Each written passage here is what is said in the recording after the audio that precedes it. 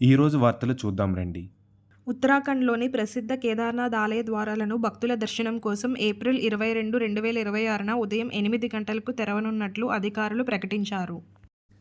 ఆంధ్రప్రదేశ్ పర్యటనలో భాగంగా మైక్రోసాఫ్ట్ వ్యవస్థాపకులు బిల్ గేట్స్ అమరావతిలో పెట్టుబడులకై ముఖ్యమంత్రి చంద్రబాబు నాయుడుని కలిశారు. జేఈఈ మెయిన్ 2026 సెషన్ 1 ఫలితాల్లో 12 మంది విద్యార్థులు 100% సాధించగా అందులో తెలుగు రాష్ట్రాలకు చెందిన మహిత్, మోహిత్ మరియు వివన్ నిలిచారు. కర్ణాటక ప్రభుత్వం స్విగ్గీ, జొమాటో లాంటి గిగ్ వర్కర్ల సామాజిక భద్రత కోసం అగ్రిగేట్ ప్లాట్ఫామ్లపై 1% వెల్ఫేర్ ఫీ విధిస్తూ ఉత్తర్వులు జారీ చేసింది.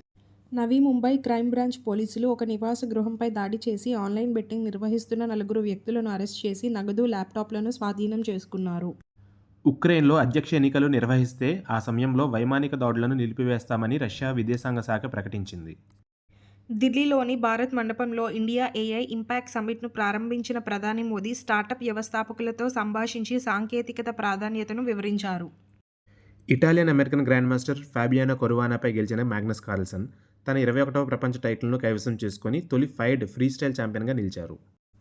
చైనాలోని జియాంగ్సు ప్రాంతంలో ఉన్న ఒక బాణాసంచా దుకాణంలో జరిగిన పేలుడులో 8 మంది మరణించగా మరో 2 తీవ్రంగా గాయపడ్డారు. ఢిల్లీలో జరిగిన టీ20 మ్యాచ్లో ఆఫ్ఘనిస్తాన్ జట్టు 5 వికెట్ల తేడాతో యూఏఈపై ఘన విజయం సాధించింది.